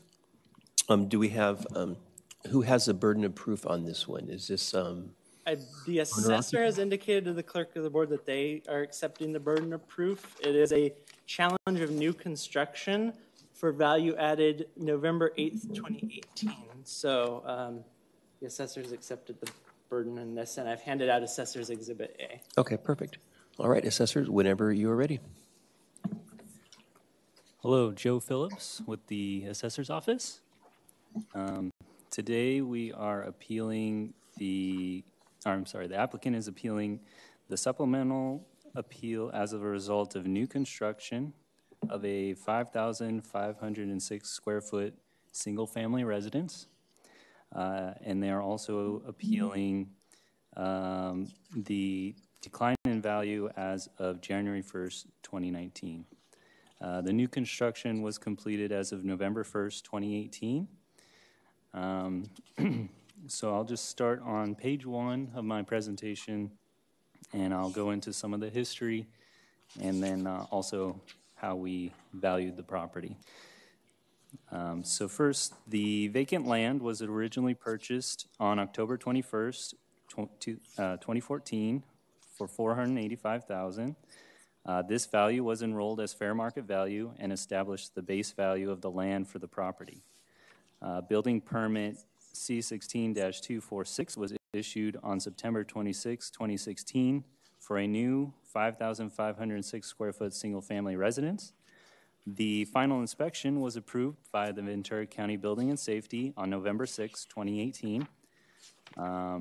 And the assessor used the 2019 Los Angeles Residential Cost Manual as well as the Marshall and Swift Guide in order to determine a fair market value of the new construction to be $1,121,000 as of the completion date, November 8th, 2018. I'm sorry, that should say November 1st, 2018, I believe. I have some conflicting dates there. After the new construction was completed, the Assessor's Valuation Division contacted the applicant on May 14th, 2019 to request a site inspection of the newly completed residence, but we were denied. After the appeals were filed, the Assessor's Appeals Division requested a site inspection, but we were also denied. Therefore, the assessor relied on permit information, the plans that we had received, and also a drive-by photo of the exterior in order to help us determine the value of the new construction. And because we weren't able to visit, we did have to make quite a few assumptions regarding the quality of construction and aspects of it that we were unable to see. The plans only give us so much information about the property. Revenue and Taxation Code Section 71 states, the assessor shall determine the new base year value for the portion of any taxable real property which has been newly constructed. The base year value of the remainder of the property assessed, which did not undergo new construction, shall not be changed. New construction in progress on the lien date shall be appraised at its full value on that date and each lien date thereafter until the date of completion, at which time the entire portion of property which is newly constructed shall be reappraised at its full value, and that value shall be the base year value. New construction in progress shall not acquire a base year value on each lien date. So this is kind of one of the governing codes for how we are to assess new construction. So according to Property Tax Rule 2A, the term full value that's mentioned in Section 71 is equivalent to fair market value. Property Tax Rule 6A describes how the cost approach is appropriate for construction work in progress and for other property that has experienced relatively little physical deterioration. Property Tax Rule 6B also describes how the assessor must use typical costs incurred in bringing the property to a finished state. And I have included Property Tax Rule 2 and Property Tax Rule 6 at the very end of my packet here for reference. So those are our main guidelines for how we are to assess new construction. So the applicant provided the assessor with documentation related to the costs that they use. The assessor reviewed the information provided and determined that some documentation was missing, such as general contractor costs, finished floors, built-in appliances and equipment, built-in cabinets, and interior trim and finish. The applicant informed me that they acted as their own general contractor and that the appliances were previously owned and moved from their previous residence. The applicant said that they would provide flooring and built-in cabinet costs, which they mentioned in an email, but we did not receive the actual documentation for that. The assessor determined that the costs provided by the applicant were not considered typical market costs. Typically, homeowners looking to build a primary residence have to hire a general contractor and have to pay all the costs associated with hiring a general contractor, including profit. The cost manual that the assessor has relied on does incorporate all the typical market costs associated with bringing a property to its finished state. The subject is located in a gated community around a golf course. And for the appraisal that was prepared for January 1st, 2019, the comparables that the assessor relied on all came from the same neighborhood as the subject property. So if you turn to page 4, you'll see this is the exterior photo that I took as I drove by the property. This helped me to better determine the quality of the home, although many of the criteria for determining quality occur inside the home as far as finishes and that sort of thing. So like I said before, I did have to make many assumptions since we were not allowed a site inspection of the property. Turning to page 5, this is a breakdown of my costs. And you'll see that I have my dollars per square foot and the source here. And I'm sorry, Council, if I can just inquire, because I've never gone through this process. I know we have an opportunity to object. I don't know if we make those objections at this time or is it at the conclusion of their Typically what happens is whoever has the burden of proof, they will present their case first. And then when they're done with their side, you can ask questions, and then you'll present your side, and they'll ask questions, and then it'll be closing argument time. Okay, but if there's an objection to the evidence that's being presented, we save that for when we're making our side? You can object, yeah. You can object whenever you feel appropriate, yeah. All right. Well, then my understanding of the rules is that Rule 1606 is the information that is being relied upon needs to be provided to us at our request, which we did request 15 days prior to the hearing. And I'm not sure much of the information that they're relying on their presentation was provided to us. I don't believe it was. I would like to add that the only document that the assessor provided to us was page 5 on their package. Everything else was not provided to us. The first time that we see it is today, so it was not provided to us 15 days prior to today's hearing. And I would also like to note that our road is a private road, and we never authorized for the assessor to take a picture of page 4, which is our home. So I would object to all the evidence that is being presented, except for page 5, because it was not presented to us. Can I ask some follow-up questions of the applicant? Yes. Do you have a copy of the written exchange of information? Yes, I do. Can you provide that to the board? Do you have enough copies for Yes, I do.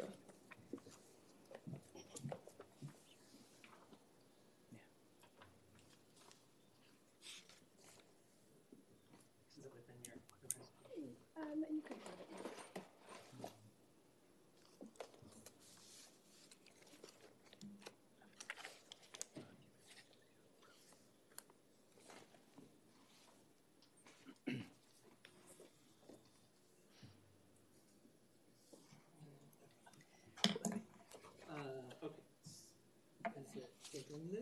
It is the request for exchange of information, the first letter. It's on the front? Yes, it's on the front. And do you have an additional 3 copies of this? Yes, I do. I have more copies. And my husband specifically went to the assessor and dropped it off, and it specifically said request for exchange of information. Yeah, so we'll review this real quick.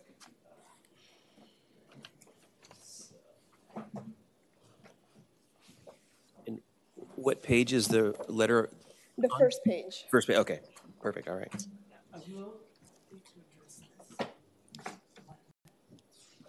Is this applicant's exhibit 1? Yes, this is applicant's exhibit 1. Now, one thing for a 1606 request to be legally binding, a copy must be mailed to the clerk of the appeals board. My records do not show we received this request. Is it correct that you did not include this request to the clerk of the board? I believe it was dropped off, and it was... The clerk of the board, is that on the 4th floor here? That's correct. I know that's where I dropped it off. Okay. It was... And, because this letter isn't addressed to the clerk of the board, it's addressed to Mr. Phillips. I believe I attempted to take it to the assessor's office, and I was told that it needed to go up to the 4th floor. Has the assessor received this and have a date stamp on it? Because I don't have it in my records, so.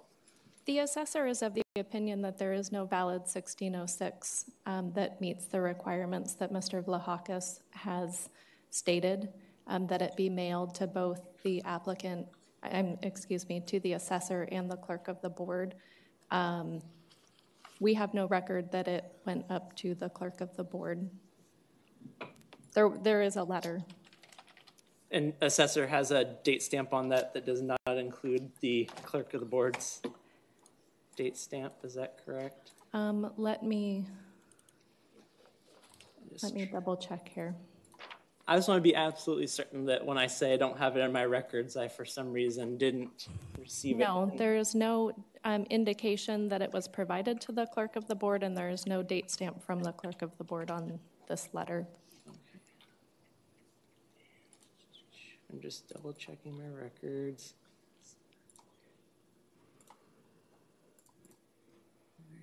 And it's correct, you did not submit it by U.S. mail. You submitted it by hand delivery or via personal delivery and email, correct? Correct.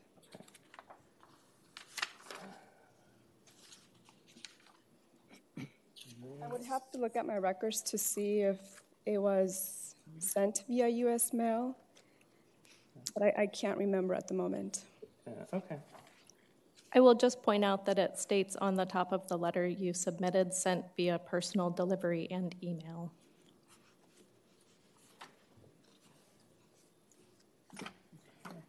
All right. So just for the board's record, it doesn't appear it was mailed to the clerk of the board. So I will submit that. I don't think it'd be the clerk of the board's position that the request is not binding because it was not sent by U.S. mail to the clerk of the board as the statute requires.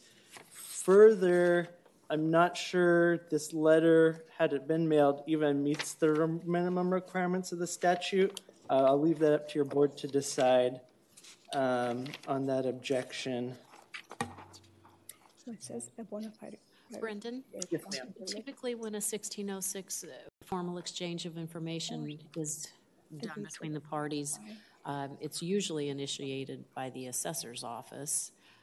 No, in my professional experience, the assessor almost never initiates an exchange of information. As far as the formal sense, maybe what you're referring to is there's a one-sided request for information that the assessor has, which is section 441D. which is what the assessor initiates in every single case, Right. where the applicant is required to provide the assessor with information, and the assessor doesn't have to provide anything back unless a 408 request is made. And those are very rarely made, and usually typically initiated by the assessor. 1606, because there's such a high bar of minimum requirements you have to meet for it to be valid, are almost they're very, very, very, very rarely initiated to begin with, and typically when they are, they're done by applicants. Okay.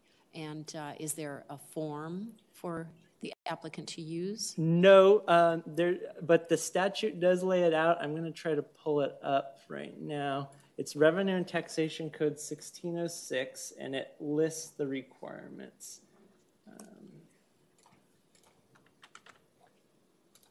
See if I can get this up on this. For the board's edification, the statute, which I have in front of me, reads that an applicant for a change of an assessment on the local roll may initiate an exchange of information with the other party by submitting the following data to the other party and the clerk in writing. And then it goes on in terms of the method of delivery. It talks about it can, for purposes of determining the date upon which the exchange was deemed initiated, the date of the postmark as affixed by the United States Postal Service, or the date certified by a bona fide private courier service on the envelope or package containing the information shall control.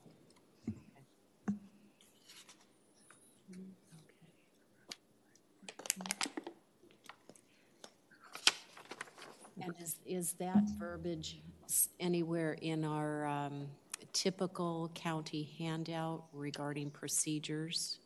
I do not recall offhand. I think our brochure might make some mention of it. The state goes into it in a little more detail in the residential property assessment appeals publication. But in general, in my experience, how most people learn about the requirement is they'll submit to the clerk of the board a lacking request, and then I will direct them to the statute that we see here on the screen that gives them the detail. So what's applicable in this case is subsection D, when the opinion of value is supported by evidence of replacement costs, including information. They have to provide data construction, type of construction, replacement costs, obsolescence, allowance for extraordinary use and equipment, and depreciated allowances. Your board may find they met that. I guess what is really that is if it was properly initiated and sent to the clerk of the board or not, which would make it binding. If I could, the assessor objects to the contents of this letter as meeting the criteria for 1606, as well as the delivery method. It's not just one, it's both.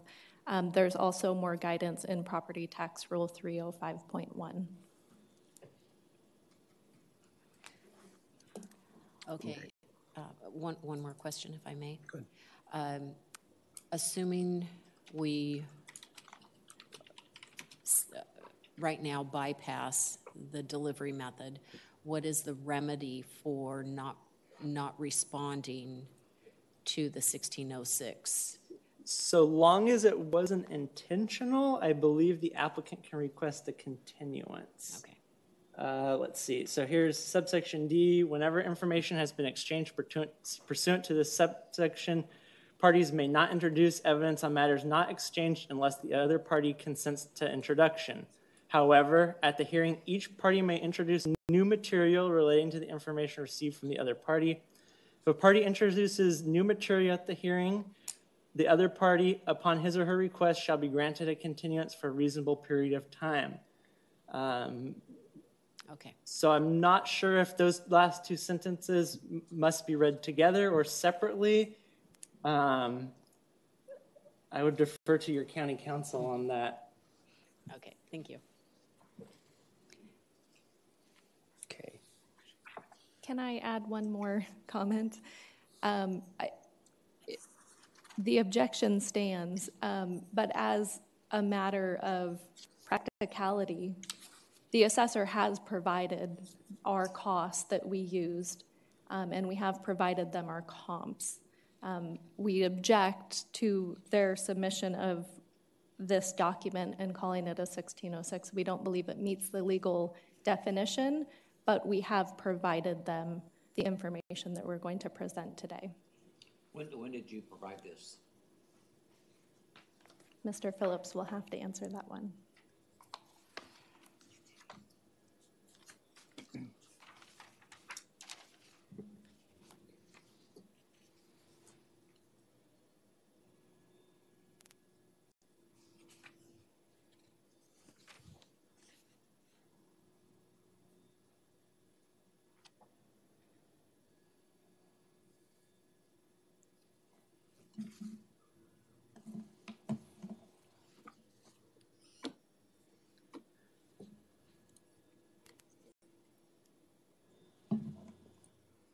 So the cost that you see on my page 5, that was given via email on November 22nd, 2019. And then the comps that I'm using in my appraisal for January 1st, 2019, I provided in an email on December 5th, 2019. And I have the emails here if you would like a reference. And I would like to respond that the email only contained a list of 3 separate properties.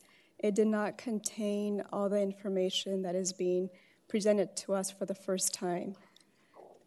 So the only 2 documents that would produce to us prior to today's hearing was page number 5 alone and an email dated December 5th with 3 pieces of property. So the information that was provided to you was provided in a similar fashion as the information you provided to me. I believe you, for your comparable sales, you only listed 1 sale. So I responded in a likewise manner. To get back to the 1606 issue, the format and the amount of data you provided for the comparables in your letter do not meet the minimum requirements of 1606 or Property Tax Rule 305.1. If you wanted more information, we would have been happy to provide that to you.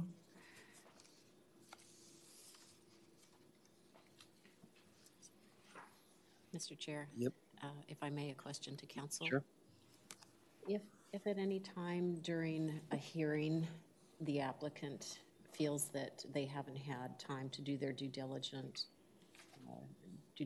on information supplied, can the applicant ask for a continuance during a hearing? I've never asked this question before.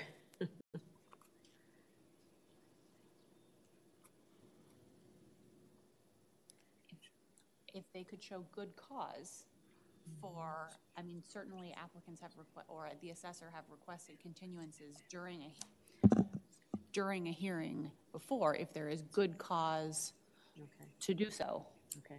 So it's not not allowed. Okay. But there would need to be a good cause showing. Okay, that to the chair, that might be a remedy for us, regardless of the 1606, to allow the applicant to review the information, adequate time. Okay, I mean, it seems fair to me. I mean, they did make a request, although it wasn't 100% proper. They did show intent, and they did mail it to the right people. That it wasn't complete in its entirety, it sounds like.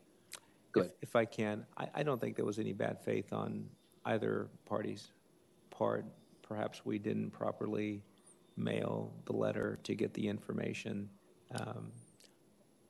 We're okay with just proceeding. If you want to just rule on the objection, if it's overruled, it's overruled, and let's go ahead and proceed. I don't think we need to continue this matter. Okay.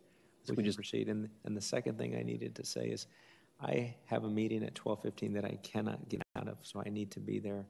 Okay. But Mrs. Romero is more than capable of proceeding in my absence. Okay. All right. So should we just overrule? Yes. That's fine. Okay, and Okay. Council, do we need a vote on that? On the objection, no, I don't think. No? Okay, overruled. So should we take our lunch break now to allow the applicant? Do we want to take a lunch break now and you have a chance to review some of the data that they just gave you? Would that be adequate? He has an appointment. Well, he has an appointment, but we can also give her a lunch break. Right. Would that be acceptable? I'm fine with the information that we have submitted, so it'll be fine. Okay. Do we want to take a break for lunch right now? Do you want to have some time to review what they handed over, or do we want to? I don't think so. I think we can go ahead and proceed. Okay, then we'll just proceed. Okay, all right. Assessor's Office, I believe you were mid-presentation. Okay. Yes, so I believe I was on page 5. These are my costs that I use to value the property. And then the following pages, I've highlighted where I'm getting those from our cost guides here. So that'll take us to page 10, or I'm sorry, page 12. And like I said, these cost guides include all the typical costs associated with bringing a property, a new construction, to completion. Starting on page 13, these were the plans submitted to our office from Building and Safety. And this is what another source of information I had in order to determine the value of the new construction and the quality of the subject. So you can look through those as well. These are 3 pages here. First page is a plot map. The next page is the first floor, and the last page is the second floor.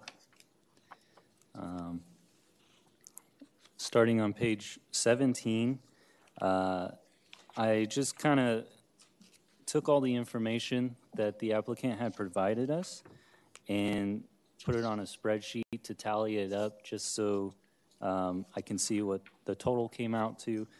We did have a different total. I think mine was 708,500 there, and the applicant had a different total on the information she provided. And if you notice at the bottom, I did show that we were missing built-in cabinets, interior trim and finish, missing built-in appliances and equipment, finished floors, and the general contractor costs there.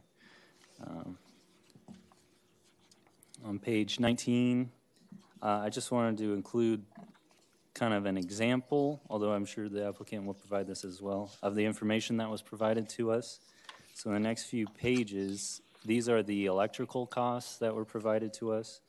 The reason why I wanted to show these is I did ask her about lighting costs because I didn't see that in her breakdown. And she had said that these costs were included in the electrical costs that she provided. So I just wanted to give an example of the type of costs that were provided to us and how it's hard to determine exactly what these costs are referencing other than in general electrical. So that'll take us through to page 27. Those are all the electrical costs that I was provided. On my final page, I'm sorry, not my final page, page 28, I have my appraisal for the January 1st, 2019 evaluation date. The grand total that we have for the land and improvements as of the date of new construction, let's see here, was $1,654,332. If you look at my 3 comps, that total fits in line with the unadjusted sales prices as well as falls towards the very bottom of the adjusted sales price range. So I determined that the cost approach seemed to be a valid indicator of value for the subject property. The the total Prop 13 value of the subject fell right in line with the comparables. And because the combined Prop 13 value fell at the very bottom of my range of comps, I did not determine that a reduction was warranted for the subject property as of January 1st, 2019. The following pages are pictures of my comparables from the listings, as well as I did take some drive-by photos as well, so those could be in there as well. And then the last two pages are those rules that I mentioned previously. So, in conclusion, the assessor has determined that the fair market value for new construction of the single-family residence is $1,121,000. The new factored base year value as of January 1st, 2019 is $1,643,532, which falls below the range of comparable properties. The assessor's office recommends to the board that they enroll $1,121,000 as the fair market value for the completed new construction on November 8th, 2018, and enroll $1,643,532 as the factored base value as of January 1st, 2019, lien date. And that concludes my presentation. Thank you. Any questions of the assessor's presentation? No, not at the moment. Okay. Any questions from the board? Not of the assessor, no.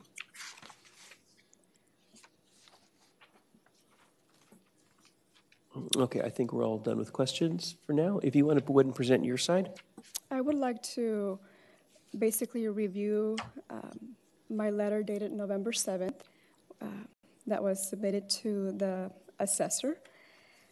In the letter, we make reference to...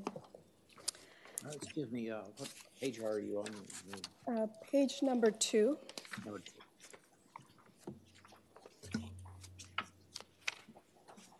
We make reference to 5047 Northridge Drive, which is a home that is about 10 houses further up our home. This home was sold on February 1st for $1.25. This house is very similar in style to our home. This home is larger. It's 6,786 square feet. Our home is about 5,500. This home at 5047 has a pool. Our home does not have a pool. It also has 5 bedrooms and our home has 4 bedrooms. And this home also has ocean views. Our home does not have ocean views. This is a comparable home to ours and valued at $1.25. The homes that the assessor addressed, there's a home on 4300 Skywalker. That home is 2.73 acres. Our home is only 1.1.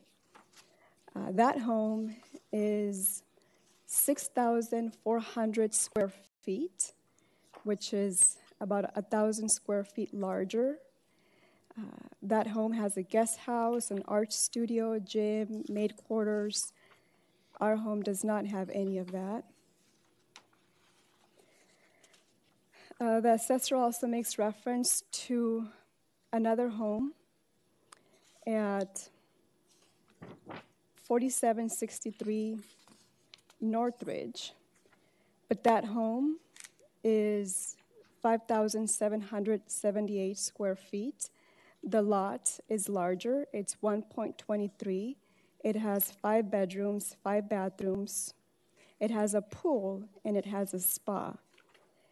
And our home does not have a pool or a spa. or 6 bathrooms. And the lot is 1.18. There's another home that the assessor references, and that's 4875. That home is higher up. I'm sorry, it's 4875. It's higher up our home. It's about 5 houses above our home, and that home has ocean views. Our home does not have ocean views. And that home, if I remember correctly, was sold for $1.640. With regards to the construction cost, I itemized all the cost, and the framing specifically, the assessor miscalculates and comes up with a total of about $200,022,354. However, the correct total is $69,475. I would like to review the numbers for the framing so that there's no misunderstanding as to the cost of that, since I can understand how there could be a misunderstanding and a miscalculation because of the amount of documents that we submitted. But the framing, which is on Exhibit 7 of our documents. On page. Exhibit 7. It's Exhibit 7. It's not numbered. Okay. I'm sorry. Okay, I see. Okay. So I would like to just review the numbers that should be added for framing to make it easier on the board and the assessor. The first number is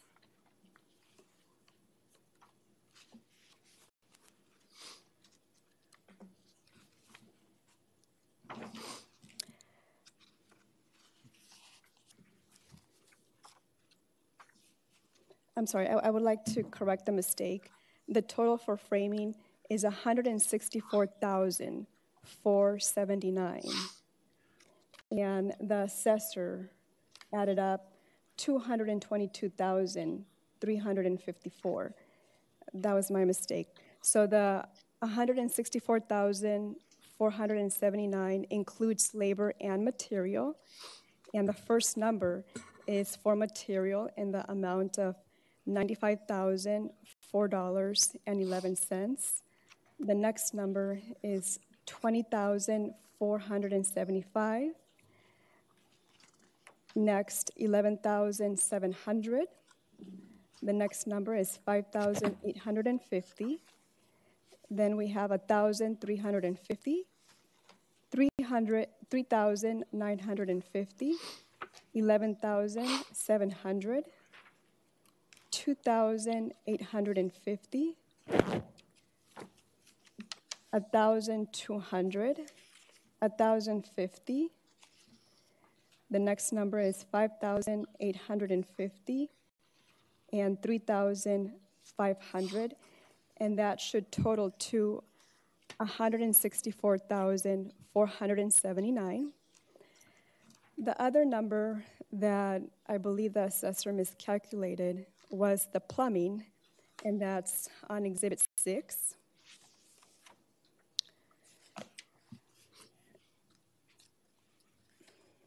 And the numbers that should be added there are $6,000, $5,000, $5,000, $4,800, $4,340.97 for material. The other numbers were for labor, for a total of $25,150 $38,040.97, and the assessor had $38,040. The total cost of construction was approximately, with the cabinets and flooring, was approximately $667,599.59, with the base value of the property itself at $522,532, for a total value of $1.190,131.59, which is in line with the home that was sold on February 1st, 2018 at 5047 Northridge Drive for $1.25. I know the assessor addresses Rule 6, or is it property tax rule?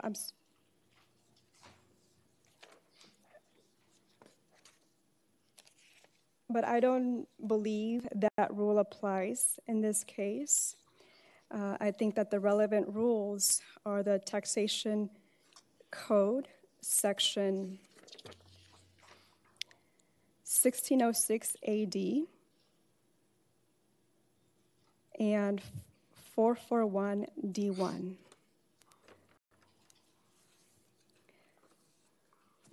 So I would respectfully ask if the board would assess our property at $1.190,331.59.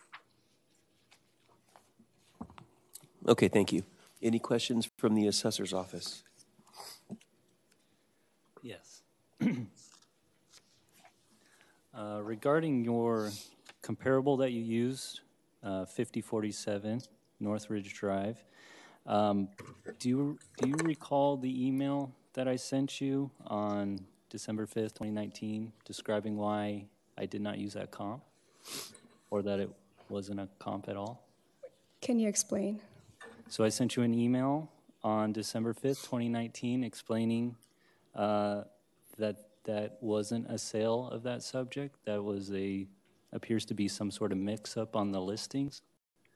Do you recall that or not? I do remember that, yes. Okay, but you still want to provide that as a comparable, even though it did not sell? I would provide it, but then I would also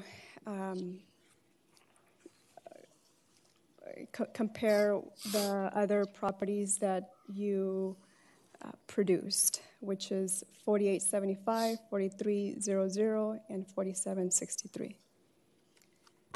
So just to clarify, you are aware that there was no transfer of 5047 Northridge on February 1st of 2018. You understand that did not happen?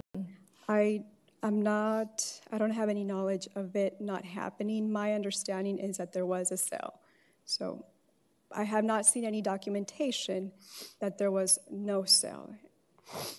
Okay. If I could just point out, the assessor's records do not reflect that there was any transaction on that date whatsoever. There was no transfer for that property on February 1st, 2018. In fact, there hasn't been a transfer of that property since 2009. Okay. Any more questions?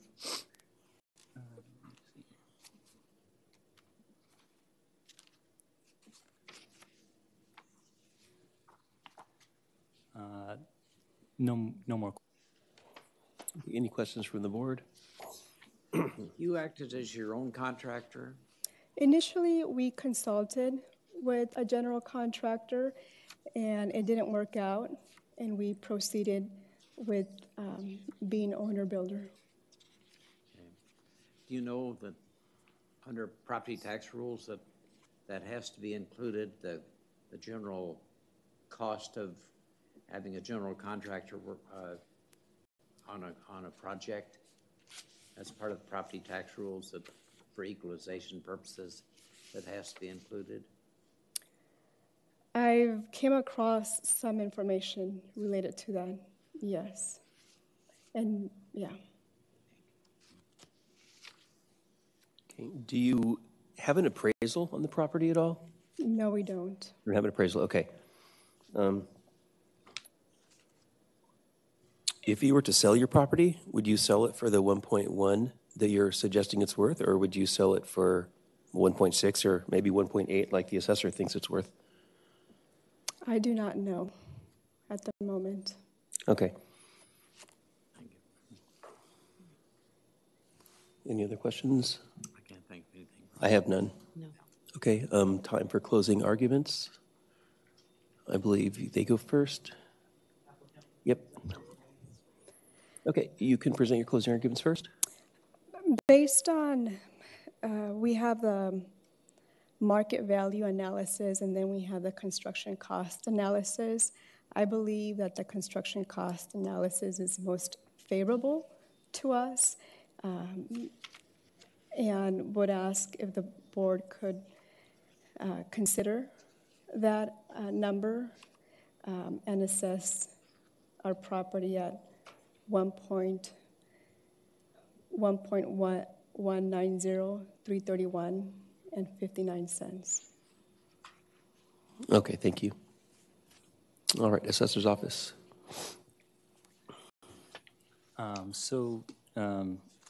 The way the law is written, it's not written for what is most favorable.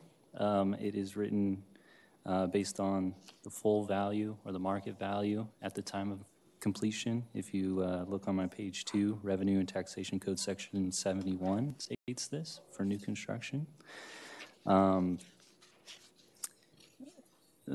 As we previously mentioned, the comparable that the applicant provided, that was not a transfer of ownership of the subject property. In my emails that with the applicant, I explained that our office shows no change of ownership for that property. I explained that the confusion for this, I believed, was that the owners of that property bought a different house, which was 6974 Kaidia for $1,025,000. And on the grant deed, the 5047 Northridge Drive was listed as the mailing address. So I believe the listings online somehow got this mixed up. And the property that they purchased for $1,025,000 is not anywhere near the subject property, or is it considered comparable in any way?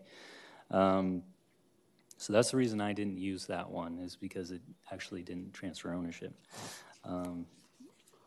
And the other thing I wanted to mention, if you turn to my page 17 and 18, where I have a breakdown of the costs, I went through every single page that the applicant provided, and I just put it all on an Excel spreadsheet, and this is how I calculated the costs that she had provided.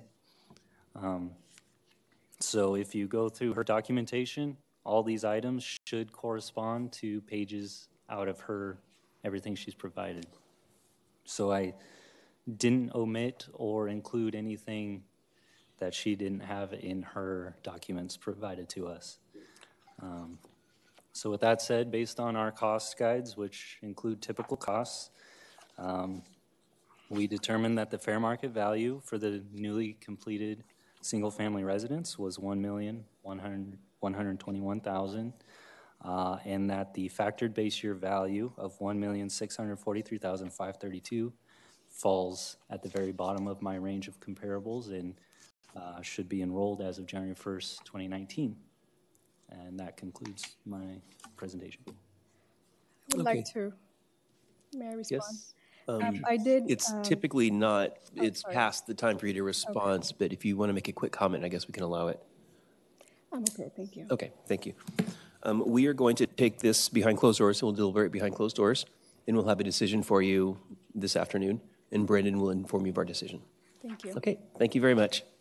Mr. Chair? Yes. Before we close the record, can I ask the clerk one Absolutely. question? As far as confidentiality on any of the information that we have here, I know something was mentioned about the photograph of the house. I know we usually have trade secrets can be redacted or removed. Is there any format that we can use to redact anything? The exhibits shouldn't be public, right? Everything that comes before this board is public record. The exhibits, okay.